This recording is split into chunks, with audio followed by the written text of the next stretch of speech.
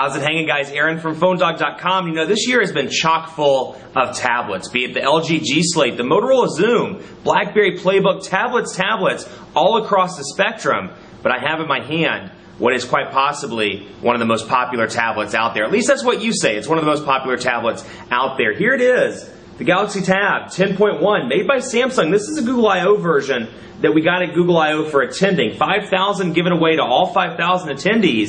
And you can see it's got that special edition Google I/O back cover as well. So we saw this at Mobile World Congress. They've changed the design around a little bit for the States. Nice thin light device with an awesome feature set. Is this the tablet to have when it comes out? The rumor's June 8th. And of course, as you know, those dates can always change. Is this the tablet to have? Should you go with the Playbook, the Zoom, something else in the market?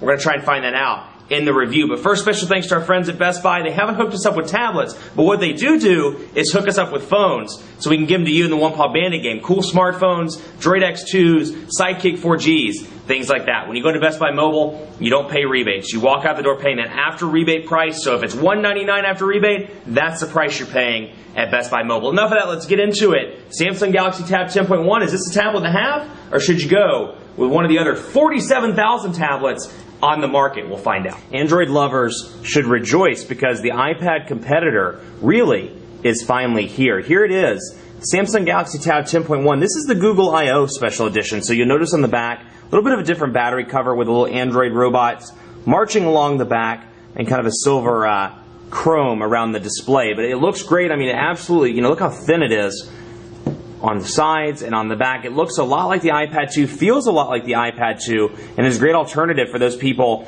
that, you know, like the way the iPad looks, or the iPad 2 looks rather, but want to go with something with Android. Now this baby is pretty packed. It has a 1 gigahertz dual core NVIDIA Tegra 2 processor, 8 megapixel camera on the back, so whopping awesome. I don't really know if that makes sense, but 8 megapixel camera on the back, 2 megapixel camera on the front, 3.5 millimeter headphone jack up there, along with a power button, volume rocker, and then a proprietary charging port down below. Then you have your speakers on the side. So it's a packed, feature-rich tablet. It's getting upgraded to Android 3.1 in the coming weeks, according to what they said at Google I/O. So it's right there, 10.1-inch display, a little bit bigger than the iPad 2s. But like I said, you know, when this launches, assuming it still launches around the June timeframe, June 8th, somewhere in there, like we think it will, it's going to be the tablet to have on the Android side. Now right now this one's running Android 3.0, and you can see, if you watch my video, the Motorola Zoom, any of those tablets, the G Slate, things like that, you're pretty familiar with how Android 3.0 works. There's not a lot of difference here. There are some bugs in this one, which is, like I said, this is the Google I/O Special Edition one they gave away at I/O, and you can see, like, for example, the time is off. It's on Greenwich Mean Time. Well, made the mistake of not setting the time because I wanted to do the unboxing as quickly as possible. Once you set it, according to the firmware right now, you can't go back and reset it. Even with a system reset, it still stays at the time you set it at. So a little bug or two here or there, but other than that, it's a near production build of the Galaxy Tab 10.1. Now on the device, you get Amazon Kindle. Actually, I've installed Bank of America. Amazon MP3. You get the typical Google stuff, clock, contacts, downloads, etc. Gmail. Excuse me. You get Music Hub, which is Samsung's as it sounds Music Hub. Movie Studio, you get Pulse, Quick Office, Samsung Apps, WeatherBug, and more. So you get quite a few apps, and over here at My Apps, you can see the ones that I've downloaded or updated. Ustream, Bank of America, Twitter, things like that. But anyway, stock build of Android 3.0, no real changes here. You can see, just to give you a quick run through of the different menus, what they look like. You have your usual 5 home screens, which I can press and hold to bring up widgets, app shortcuts, wallpapers, and more. Let me move these lights a little bit so you can see. I know the screen's pretty glossy. I'll shift those up just a tad so you can see, or at least try to see the screen. You can see Amazon MP3, analog clock. Here's some widgets I can pre-install. So I have contacts, currently reading, email if I wanted to, Gmail. Let's bring up Market, for example. We can pop Market over here, and you can go back over here. We'll see what we have. See if it'll load up. Looks like it's just kind of stuck at the moment. But you can see for videos, for example, I can flip back and forth through those videos. So they're dynamic widgets, which is nice. So instead, slide back through those pretty quickly. And you can see how quick the tablet is. That dual-core processor really works wonders on this. So you can see here again, another dynamic widget between your favorite pages on the internet. and then in more. So anyway, back to that. App shortcuts, wallpapers, and more. So I can change the wallpaper if I want to, and you get quite a few new wallpapers on these honeycomb tablets. Let's do this one. That actually looks pretty cool. So bam, it changed it. Now I don't like that. It's hard to see on camera. Let's go back to wallpaper. Let's do the bright one again so we can keep it easy to see on camera with a little Android bots. So now we have Android bots on the front and on the back. So cover the widgets, cover the wallpapers. The first thing I want to jump into the browser, because if you haven't seen one of my Android 3.0 videos, or you haven't seen Honeycomb in general, the browser is such a huge improvement on this as opposed to tablets of the past. You know, because really when you look at it, Android 2.2, Android 2.3, they're optimized for phones. They're not optimized for tablets. So you see a lot of things that really don't work well on a 10.1 inch display or 9.7 inch display, etc. But I mean, this thing is just top notch. They've done a great job with the browser. Looks more desktop-ish. You can see over here I can just add tabs. It's that easy. And I have kind of a desktop type interface up here where I can do forward, back, refresh, favorites, search, and more. So I can go up here, I can see new tabs, I can go to my downloads, my settings. So really it's like a desktop experience on a mobile platform. So here's Phone Dog. And of course this is obviously, you know, running Honeycomb, so Flash is enabled. Our advertisements are running on the page. And you can just see how quick that is. Now there's a little bit of checkerboarding. I'll go over here. A little bit of checkerboarding to get the idea.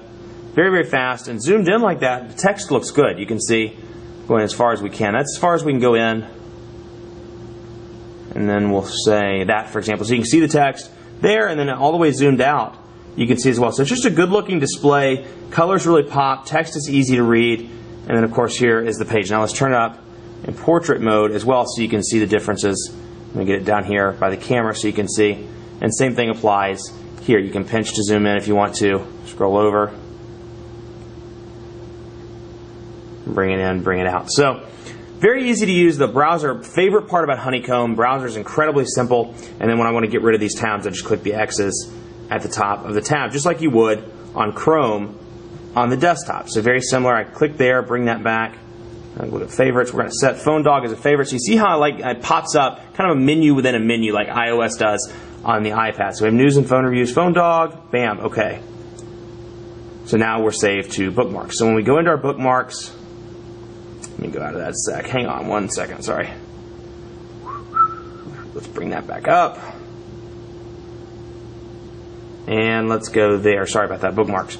So let's go down here, and then there it is, Phone Dog right there. So very simple browser experience. Now the buttons down here at the bottom, you'll see a couple. You'll see back, you'll see this button which returns you to home, and then you'll see the multitasking button which shows you what's open. Market's open, YouTube's open, and nothing else at the moment. Now these are in the process of being customized. You'll notice that a lot of the tablets that come out in the second half of the year will have gotten rid of these arrows in favor of a button like Home, or a button that really, you know, identifies it a little bit better as opposed to this. Because this is really kind of trial and error. You play with it, you discover what it does, and then you realize what the button's function is. But for new people, it's really not going to work so well. So you can see a lot of people wouldn't know that that's Home, for example, until after they played with it. So they're going to launch some buttons. Some of the manufacturers, rather, the second half of the year, you'll see some unique buttons down there. So you have your clock, you have your Wi-Fi indicator, and you have battery. When you click on it down here, it's going to bring up, well, in my case, Twitter, and it says, you know, you have X new mentions, you have 53 new messages. Shows me the Wi-Fi account I'm on, 77% in terms of battery life, and I can access extended settings with flight mode, Wi-Fi, things like that. So you can bring those up. So you get a lot of functionality from the sides of the device, not just there. But if we go up to here to Google, I can Google search from the desktop. I can do a voice search. Apps are here. I can click a plus and bring up that same thing that I brought up by tapping and holding on the display.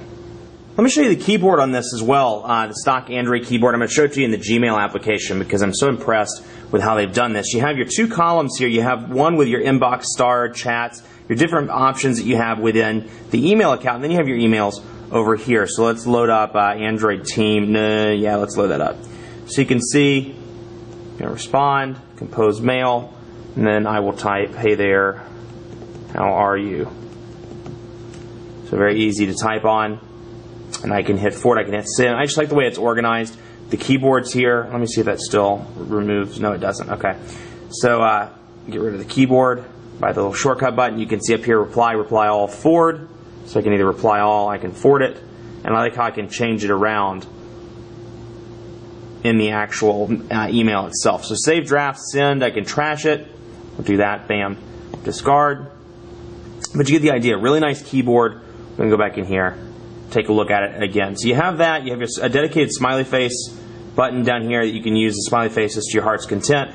You have 1, 2, 3 over here with a row of symbols, or plethora of symbols rather, and then you have a nice big keyboard. Now in 10.1 inches, it's nice and big, it's easy to use, and of course you have it in portrait mode. Now with portrait, something like the G Slate where it's an 8.9 inch display, it's pretty easy to put it in portrait and thumb out a quick message. Whereas with this, 10.1 inches even turned into portrait mode is still pretty long, so I find it kind of hard to get in the middle. So let's say, let's load this up and say, hey there, how are you doing? So it just requires a little bit of turning the tablet back and forth like that, as opposed to something like maybe a 7-inch display or an 8.9-inch display where that isn't the case, or isn't an issue rather. So we'll discard that message. Here's what it looks like though.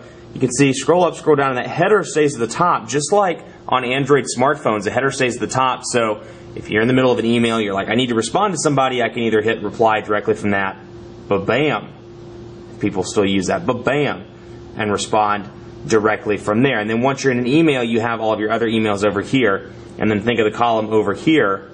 We'll back out of that email, for example, and then it brings over the column with all the different options, starred, chats, things like that. But when we go back in, puts the emails over on this side. So it's just a clean, good-looking interface. They've done a really good job with it. And then obviously when it's in portrait, there's not enough room, so it just opens up the email itself. So it's clean, it's functional, and it looks great. And the keyboard is one of the best that I've used on the tablet. I would definitely give it a close second, just barely behind iOS's keyboard.